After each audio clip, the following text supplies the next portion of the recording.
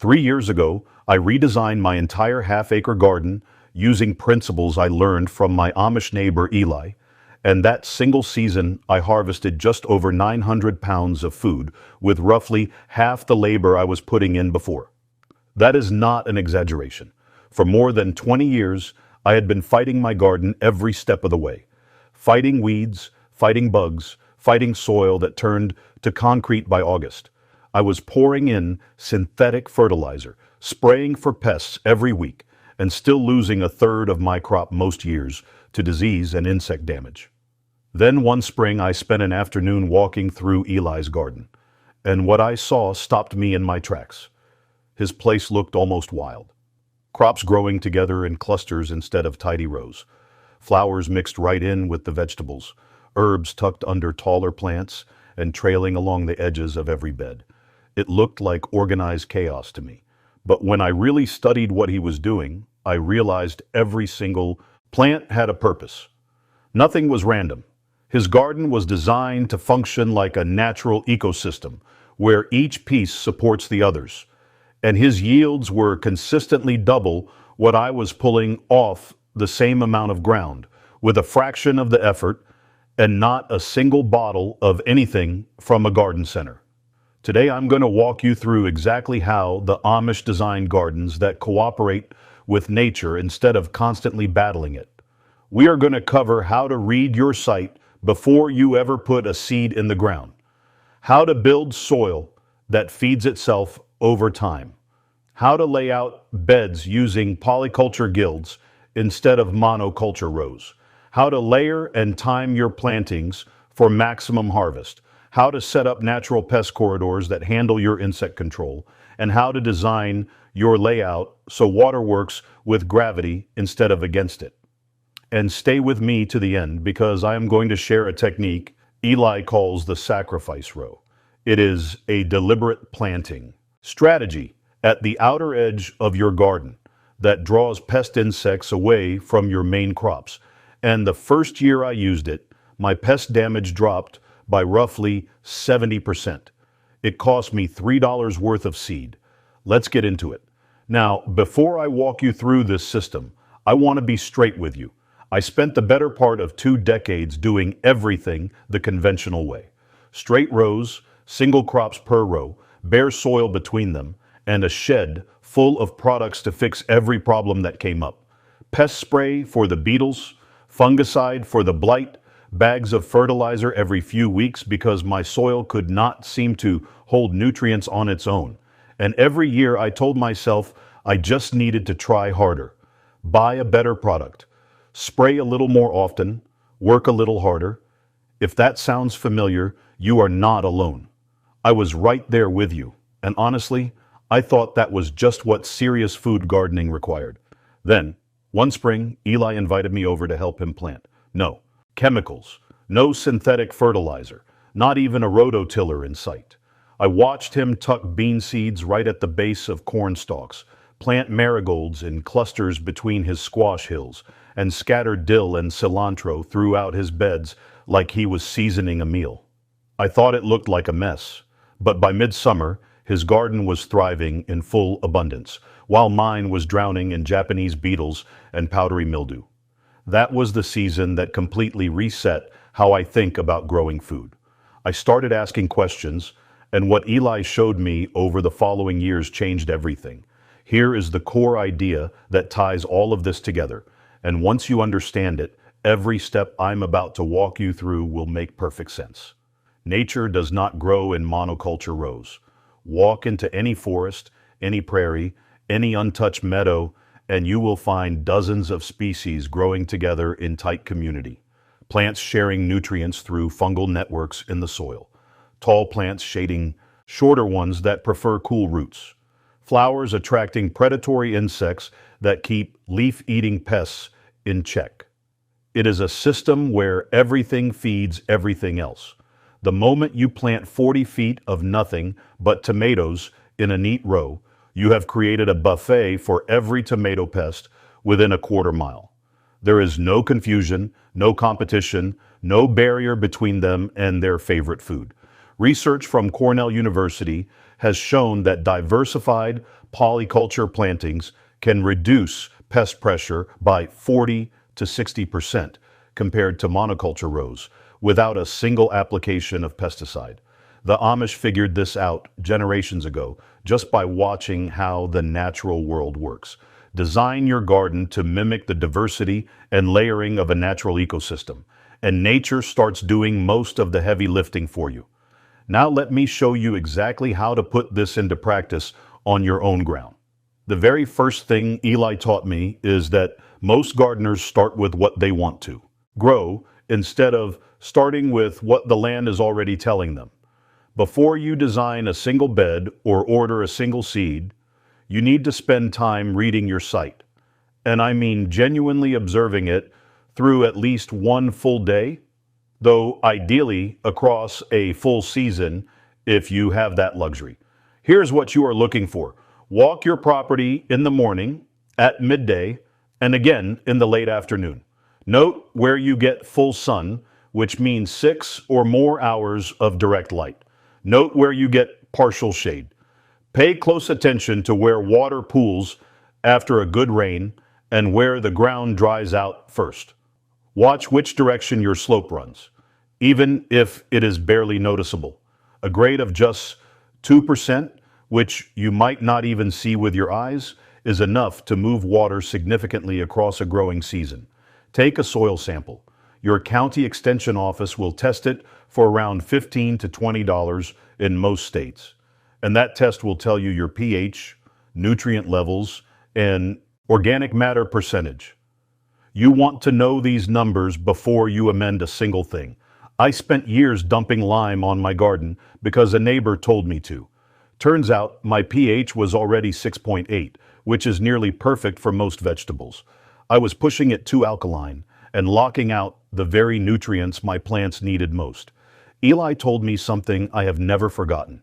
He said, "You cannot fix what you do not understand. Spend 2 weeks just watching your land before you move a single shovelful of dirt." That patience up front saves you years of correction down the road. Now that you understand your site, the next piece is soil, and this is where the Amish approach really separates itself from how most of us were taught. The conventional method is to rototill every spring, work in some bagged fertilizer, and call it good. I did exactly that for 15 years, and every single year my soil got a little worse. Harder, less life in it, more dependent on outside inputs just to produce a mediocre crop. Here is what I learned from Eli that changed everything. The Amish treat soil as a living system, not just a planting medium.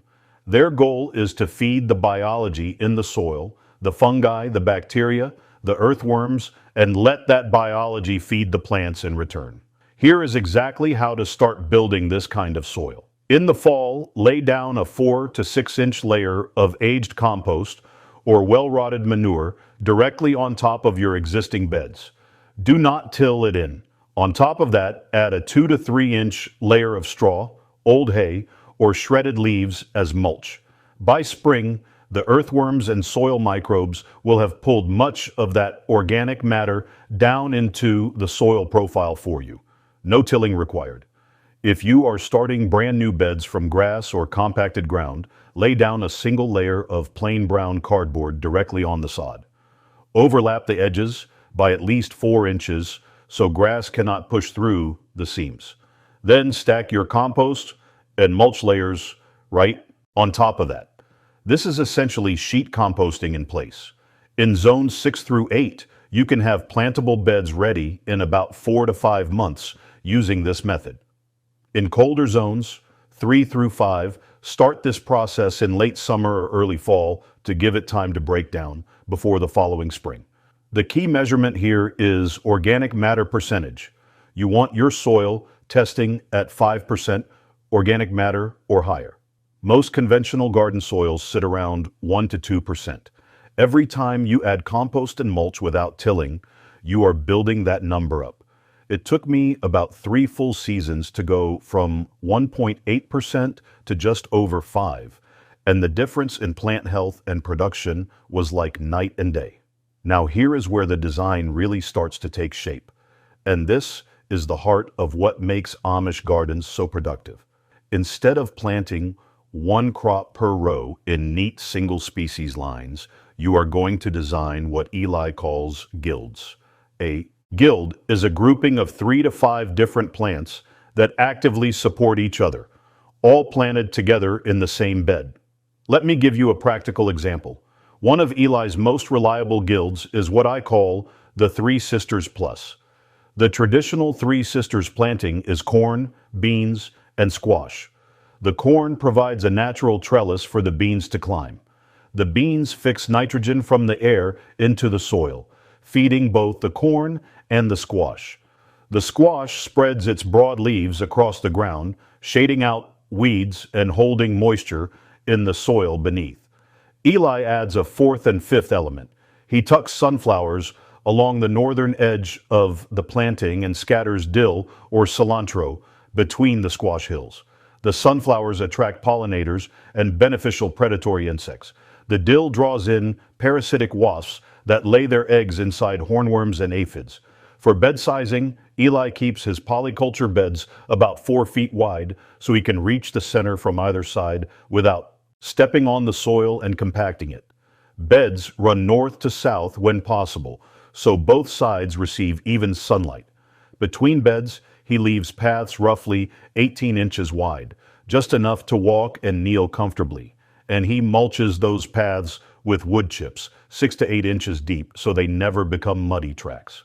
For a basic guild in a standard 4 by 8 foot raised bed, you might plant 4 tomato plants spaced about 18 inches apart down the center line, with basil planted 8 to 10 inches from the base of each tomato. Along the edges, tuck in a row of carrots or radishes and anchor each corner with a French marigold. Research from the University of Florida has shown that basil planted near tomatoes can reduce whitefly populations significantly while also improving the overall health of the planting through volatile compound interactions. Now I want to pause here for a moment because what I have shown you so far, the site reading, the soil building, and this guild planting approach is really just the foundation of a much larger system. If you are finding this helpful and you want the complete picture laid out for you, I put together something called Homestead Hank's 30-Day Amish Garden Protocol. It is a full guide based on everything I have learned from Eli over the past 3 decades. Inside, you will find complete polyculture guild layouts for over 20 different crop combinations, a step-by-step soil revival plan with exact amendment rates and timing, and a year-round harvest calendar, so you are pulling food from your garden in every month of the year. You can grab it for $19.99 at homesteadhankbooks.com. Just scan the QR code on screen or click the link down in the description. All right, let's keep going. Now that your beds are designed with guilds, the next piece is making sure those beds are producing food as long as physically possible through the growing season. The Amish do not plant everything at once. And wait, they plant in deliberate waves, one after another, so something is always coming up as something else is being harvested. Here is how succession planting works in practice. Instead of putting in all your lettuce at once, you plant a short section every 2 to 3 weeks from early spring straight through fall. For cool season crops like spinach, arugula, and radishes, start your first sowing about 4 weeks before your last frost date. In Zone 6, that is typically around mid to late March. In Zone 4, you are looking at mid to late April. Then keep planting a new batch every 14 to 21 days. When summer heat shuts down your spring lettuce, you already have beans and squash filling that same space. When those wind down in early fall, your late season cool weather crops are already up and running in the gaps. Eli also uses vertical layering to get more food from every single square foot. Pole beans climb up corn stalks. Cucumbers climb trellises made from rough-cut oak poles lashed together with twine, standing about 7 feet tall. Underneath those trellises, shade-tolerant crops like lettuce and spinach thrive in the dappled light below. In a single 4 by 12-foot bed, he is effectively gardening in 3 dimensions instead of just one flat plane. The conventional approach is to plant everything at the same height and give each crop its own dedicated space. What I have found works much better is thinking in layers. Tall crops in the back or center, medium crops at mid-height, and ground-covering crops spread along the bottom. This mimics the canopy structure of a forest edge, which is one of the most productive natural ecosystems on the planet. Research from the Rodale Institute has shown that these multi-layered polyculture plantings can produce up to 60% more total food per square foot compared to single-layer conventional row planting. This next part is where most people get tripped up, and I include my old self in that group. For years, I tried to eliminate every insect from my garden, every beetle, every caterpillar, every flying thing I did not recognize got hit with spray. What I did not understand was that I was killing the beneficial insects right along with the pests, and I was making the overall problem worse with every passing season. Here is what Eli does instead. He designs pest corridors right into the garden layout from the start. Along every edge of his garden, he maintains a 3 to 4 foot wide border strip planted with a deliberate mix of flowering plants that bloom in succession from spring through hard frost. His standard mix includes yarrow, white clover, sweet alyssum, fennel, dill, and wild bergamot. These flowers are not decorative. They are functional infrastructure. Each one attracts specific predatory and parasitic insects that feed on common garden pests. Sweet alyssum, for example, attracts hoverflies, whose larvae consume aphids at a rate of up to 200 per day per individual larva. Fennel and dill attract parasitic wasps that target hornworms, cabbage worms, and squash vine borers. Yarrow brings in ladybugs, lacewings, and predatory ground beetles.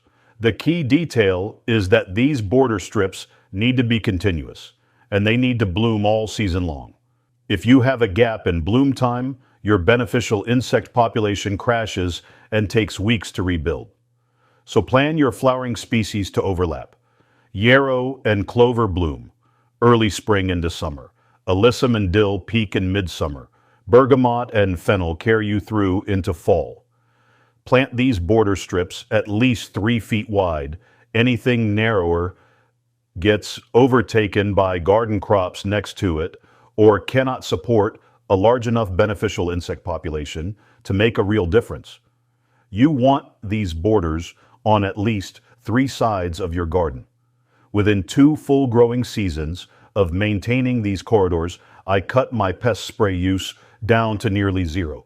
The last piece of this whole design system is water, and the Amish approach to water management is probably the simplest and most effective thing I have ever adopted on my homestead.